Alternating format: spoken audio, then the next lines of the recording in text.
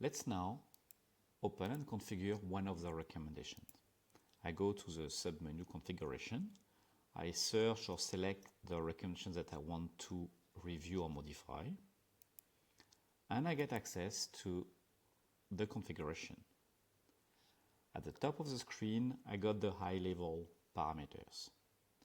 The description, the priority.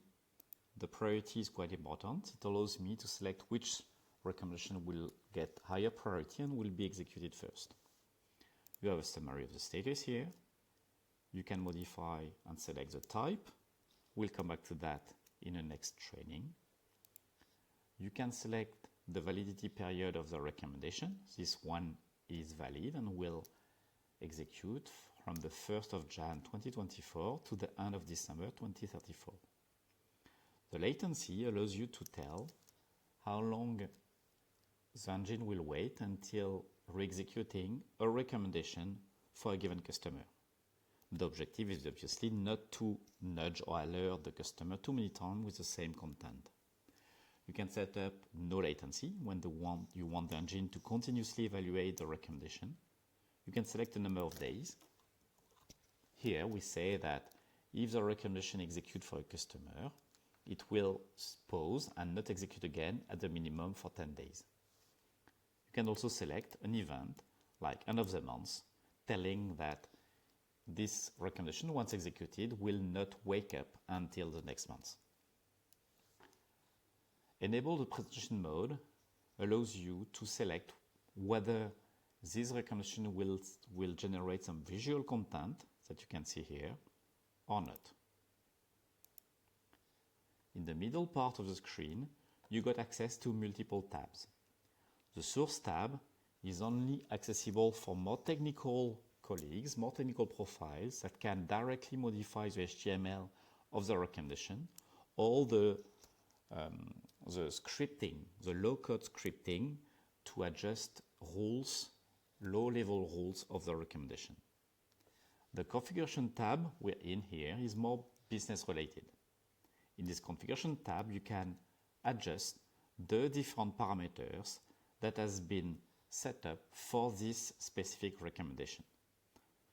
For example, on this one, you can set up the family, you can set up the title, you can set up the message that will be displayed in the app, you can define the call to actions, and so on and so forth.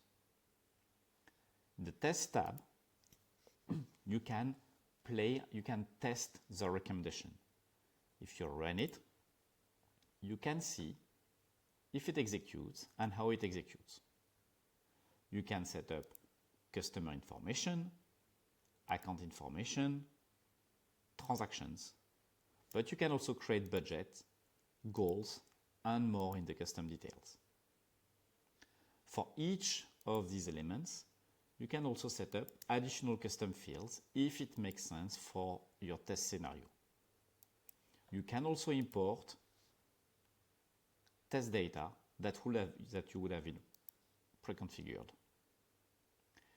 If you run it, it will execute the HTML. If you click on Inspect, it will simply execute it and generate the data required for the recommendation.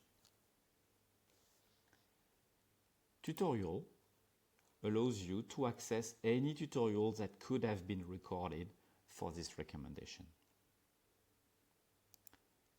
At the bottom of the screen, you got access to the different actions available. How to control the status of the recommendation. Save as new, the first one, allows you to create a new version of this recommendation. It could be a new version because you want to modify it. It can be also a brand new recommendation that you want to start as a copy, as a duplicate of this existing recommendation.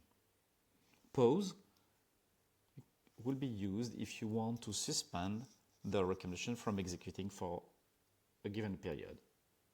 If you click pause, immediately the engine will stop executing, trying, evaluating this recommendation. Retire, you will use it when you want to stop for real, forever, this recommendation.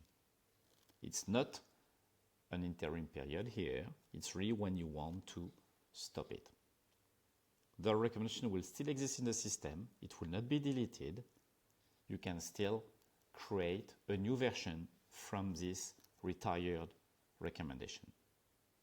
Extend allows you to extend the period of the recommendation without creating a new one. If I want to extend this recommendation, I select another date. It will extend it without creating a new version. Cancel just allows me to leave the screen without saving anything I would have modified.